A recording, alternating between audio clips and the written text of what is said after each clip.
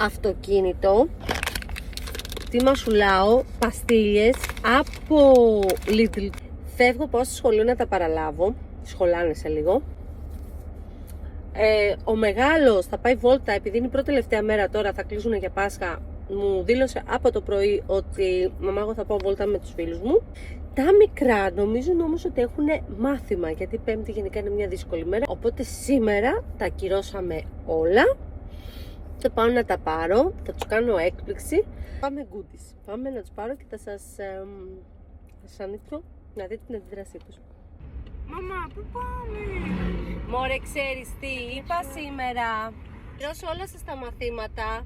Αλήθεια. Και να κάτσουμε στα goodies να φάμε οι τρεις μας, αφού ο Μπάμπης θα λείπει. Αλήθεια. Και μετά να πάρουμε και παγωτό.